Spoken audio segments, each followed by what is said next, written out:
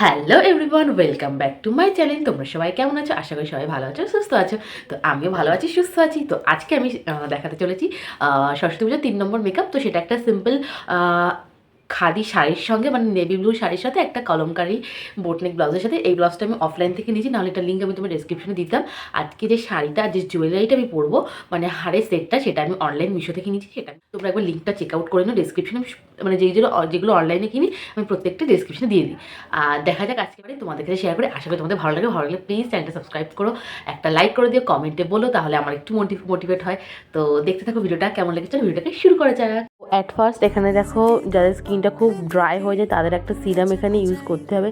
Serum না করলে facial oil তোমরা করতে পারো। তো এখানে আমি গুড ভাইবসের সিরামটা ইউজ করছি, যেটা মোটামুটি এটা যেহেতু একটু বড় টাব, এটার দামটা একটু বেশি। ছোটোগুলো তোমরা ইউজ করতে পারো, সেগুলো 200 টাকার মধ্যে পেয়ে যাবে। এগুলো 300-400 টাকা নেয়।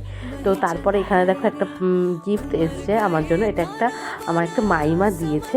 তো এই যে হেয়ার ব্যান্ডটা দেখলে, এটা আমার দিদির মেয়েকে দিয়েছে, আর এই চুড়িটা, এই দুটো হচ্ছে ওর গিফট। আর আমার জন্য একটা দিয়েছে এই যে একটা কানের, মানে যেটা দেখো রিয়াকশানটা দেখেই বুঝতে পারো, মানে কানের আমার এমন ভালো লাগে।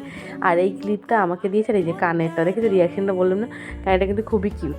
তো যাই হোক, আবার মেকআপে আসা যাক। এখানে দেখো আমি পন্সের ক্রিমটা ইউজ করেছি অ্যাজ ময়শ্চারাইজার। তো এই ময়শ্চারাইজারটাকে ভালোভাবে অ্যাপ্লাই করে নেওয়ার পরে আমি ল্যাকমি সান এক্সপার্ট যেই সানস্ক্রিমটা, সেটা ভালো করে অ্যাপ্লাই করে নিচ্ছি। এটা কিন্তু PA ++। তো এটাকে দিয়ে ভালো করে, যেহেতু ডে মেকআপ, তো সেই কারণে মানে ভালো করে কিন্তু সানস্ক্রিমটা ইউজ করতে হবে। এটাকে স্কিপ করলে হবে না।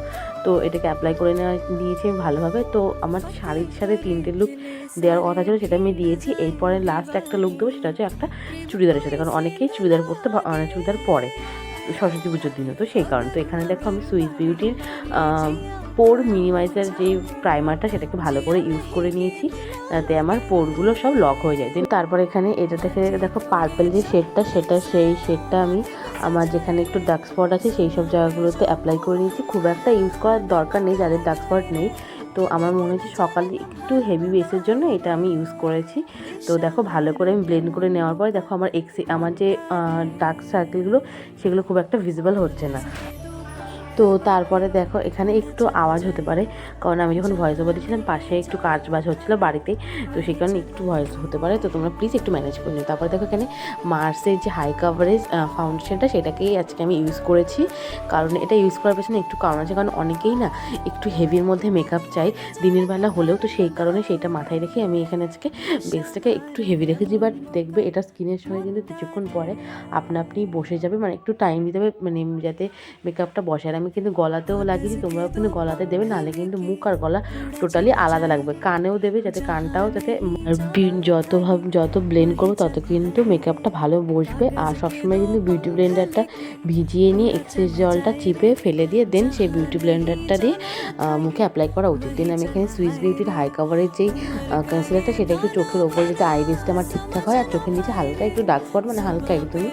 তো সেই জন্য আমি দিচ্ছি। আর কোথাও আমার মনে হচ্ছে লাগবে না, তাই আমি কিন্তু এক্সেস প্রোডাক্ট দিয়ে বেশি দিলেই যে আমার মুখটা ভালো লাগবে এমন কিন্তু কোনো ব্যাপার না। যতটা লাগবে ঠিক সেই পরিমাণটাই তোমরা দেবে। তো খুব ভালো করে দেখবে, ব্লেন্ড করে নেবে। আর ভয় পাওয়ার কিছু নেই, মুখটা সাদা লাগছে, এটা কিছুক্ষণ পরে অক্সিডাইজ হয়ে স্কিন টোনের সঙ্গে বসে যাবে।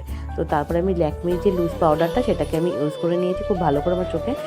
তারপরে আমি খুব ভালো করে আমি বিউটি ব্লেন্ডার দিয়ে একটু ব্লেন্ড করে নিয়েছি। তারপরে এই যে আইশ্যাডোর প্যালেটটা দেখছি, এখান থেকে আমি একটুখানি পিঙ্ক এবং কমলা কালারের শেডটা আমি মিক্স করে আমি একটু ব্লাশার করে নিয়েছি, কারণ ব্লাশার করতে তোমার জন্য আমার খুব ভালো লাগে।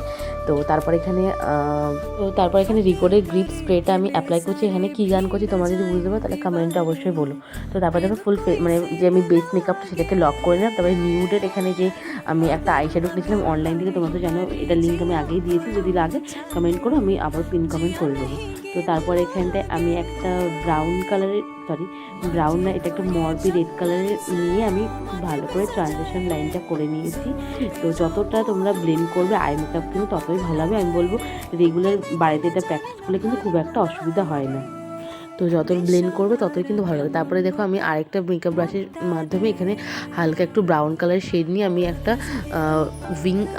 উইং মতন করে নিয়েছিলাম। তারপরে আমি সেম যে ব্রাউন শেডটা, সেটাকে লোয়ার লাইনে দিয়ে নিয়েছি। তারপর এখান থেকে একটা আমি তারপরে এই আইশ্যাডো প্যালেট থেকে আমি যে হোয়াইট কালারের শিমার শেড সেটা নিয়ে আমি আমার সেন্টার আইলিডে 1/3 আইলিড পর্যন্ত অ্যাপ্লাই করেছি।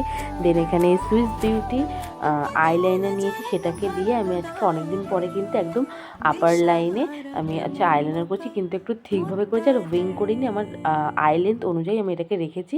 তো এই আমার মনে হলো এই লুকটার সাথে এইটুকু আইলাইনারটাই মানাবে, তো সেম আমি এইভাবে দিয়েছি। তো এইভাবে আমি সেকেন্ড আইলাইনারটা করেছি, আর আগের থেকে কিন্তু আমি অনেকটাই আমার আইলাইনারটা ইমপ্রুভ করতে পেরেছি। এরপরে আমি করেছি সুইস বিউটির কাজল অ্যাপ্লাই করেছি, লোয়ার লাইনে ঠিকভাবে অ্যাপ্লাই করেছি, একটু গাঢ় করে অ্যাপ্লাই করলে কি দেখতে বেশ ভালো লাগে। তো সেটাই আমি এখানে খুব সুন্দর করে নিয়েছি, তোমরা দেখতেই পাচ্ছ।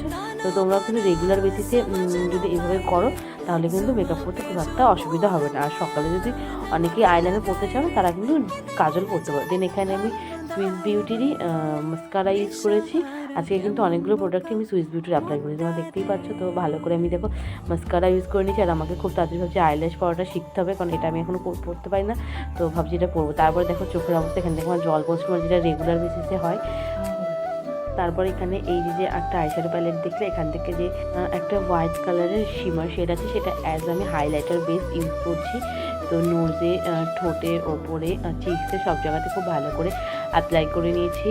তো দেখতে কিন্তু খুব ভালো লাগে, আমি কিন্তু হালকা করে করি। তারপরে আমি ঠোঁটে যে ফাউন্ডেশন রেখেছি সেটাকে মুছে দেখুন নেক লাইনের একটা এভরিডে লিপস্টিক, যেটা একদম মানে চকলেট বা কী কালার বলা যায়, খুব সুন্দর একটা কালারের লিপস্টিক। তো সেটাকে অ্যাপ্লাই করে নিই। এখানে আবার রিকোর্ডের গ্রিস স্প্রেটা আমি অ্যাপ্লাই করে দিলাম, আর দেখেন আমার ফাইনাল লুকটা।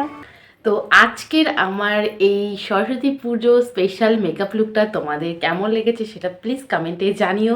আমি তো আগেই বলেছি ভিডিও শুরুতে যে আমার এই শাড়ি এবং জুয়েলারির যে মানে লিঙ্কটা সেটা আমি ডেসক্রিপশনে দিয়ে দেবো, তোমরা প্লিজ চেক আউট করে নিও।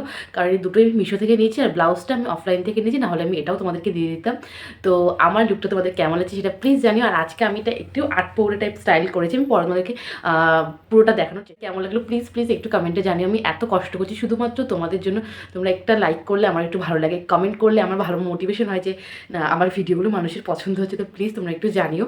তো দেখা হবে আবারও নেক্সট ভিডিওতে, তখন টাটা, বাই বাই। गुलाबी आंखें जो तेरी देखी, शराबी ये दिल हो गया, संभालो मुझको ओ मेरे यारो, संभलना मुश्किल हो गया। गुलाबी आंखें जो तेरी